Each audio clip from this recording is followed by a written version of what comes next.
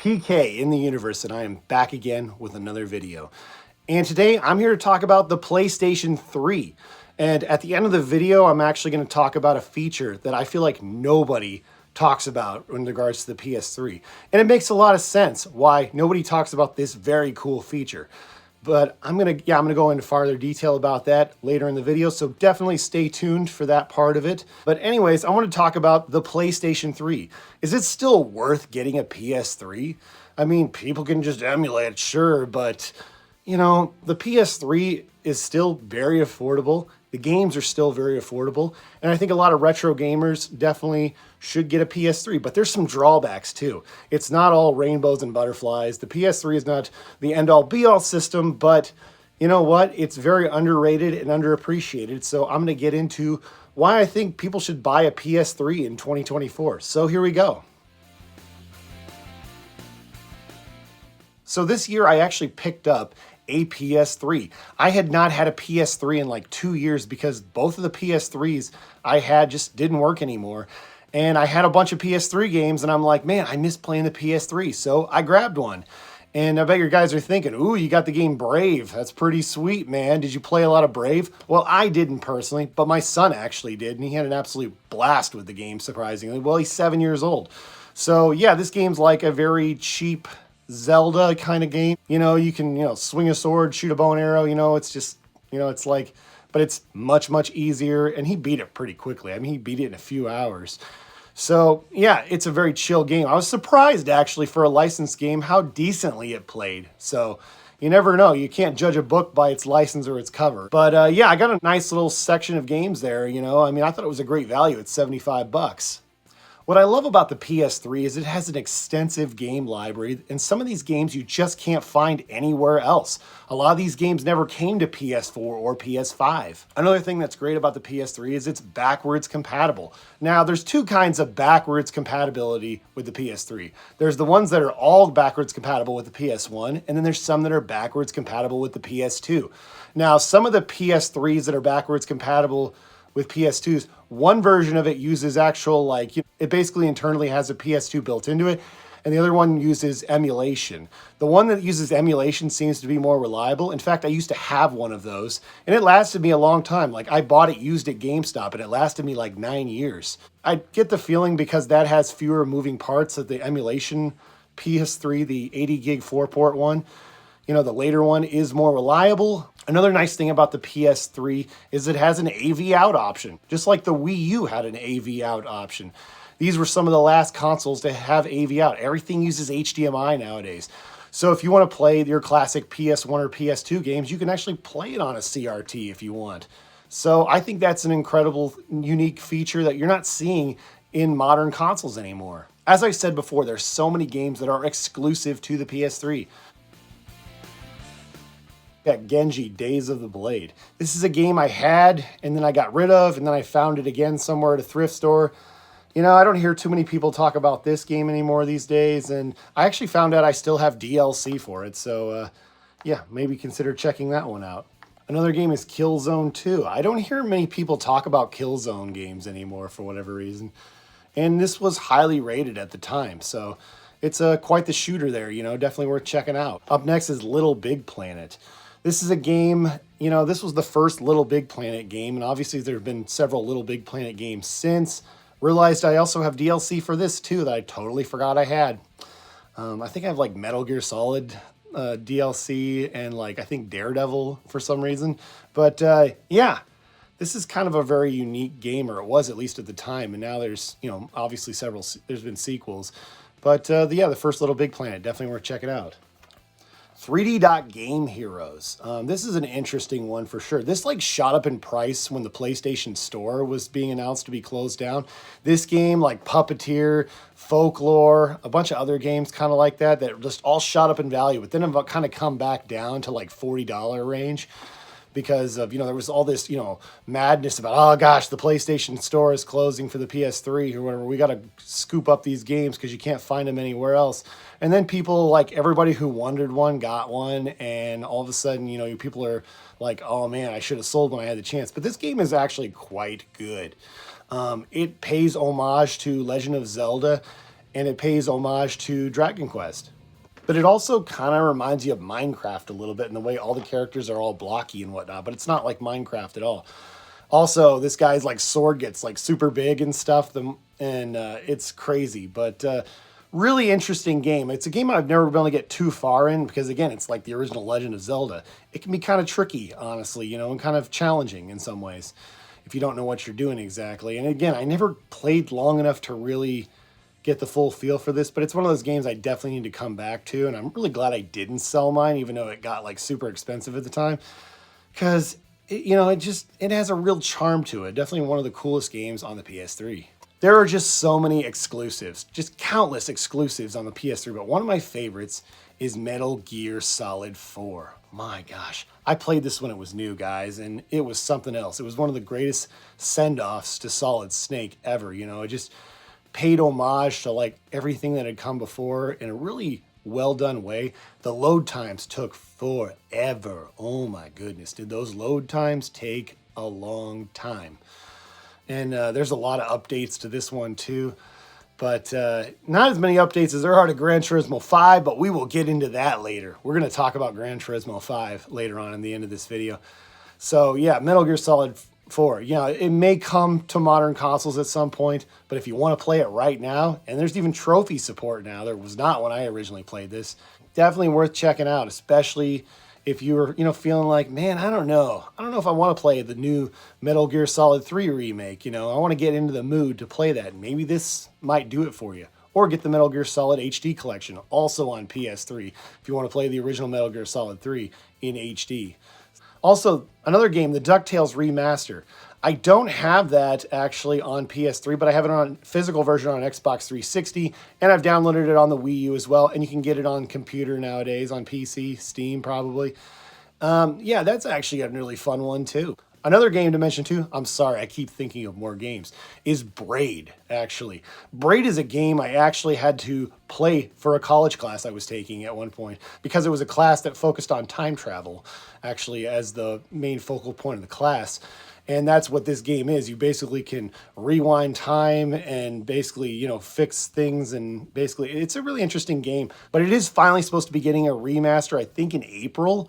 So perhaps wait for that version. But if you want to play it, you can still play it on PS3 and still buy it. I think it's also on 360 and Steam as well, if I'm not mistaken. So anyways, yeah. So those are the games I can think of off the top of my head that I either own or know of that are exclusive to the PS3. And I'm sure, or aren't available on PS4 and PS5 anyways. So to me, that makes them worth getting, especially if you own a PS3. I talked about previously how the PlayStation 3, of course, has backwards compatibility with all PS1 games, and some PS3s also are backwards compatible with PS2. Another great thing is you can still buy PS2 and PS1 games from the PlayStation 3's digital store, the PSN store. 17 years later, the PSN store is still open for PS3, which is just crazy to think, considering how many systems over the years have, you know, shut down. Their shops have shut down. So considering like the Wii shop channel has shut down. The Wii U, 3DS, DS channels have all shut down as far as digital stores go. The Xbox 360 is going to have, like, you'll be able to buy the game still online, but I think you're no longer going to be able to buy games on the Xbox 360 store on the system going forward soon. So there's a lot of digital shops that have come and gone, but the PlayStation Network PS3 store is still going strong 17 years later. It's just insane, honestly. And it's cool that you can buy PS1 and PS2 games. For example, a game I've heard really good things about, God Hand, you can buy that game on the PlayStation Store. Now, I've heard it's better to play it on the PS2 because I guess there's some lag on the PSN version, but, you know, pay $10 versus paying $150, you know, and there might be some minor performance stutters, you know. Some people, that's okay, and some people are like, no, I have to play on original, you know, which is totally understandable. A game I got recently was Threads of Fate, which is a game on PS1. And I heard really good things about that game and God Hand from fellow YouTuber Pragmatic. If you haven't seen his channel, go check it out. He does a lot of great reviews and talks about really interesting stuff on his channel. So if you haven't looked at his channel, go check it out. I've talked about him before on the channel. So, but yeah, a lot of great PS1 and PS2 classics that you can't find digitally to buy to purchase anywhere else. And yeah, I know some people are going to be saying, well, I like to sail the high seas or whatever. I'm not paying money for PS1 and PS2 games. In fact, you can mod your PS3 if you really want to. I just think it's really great and convenient. And I think it's worth bringing up that there's a legal way to purchase these things.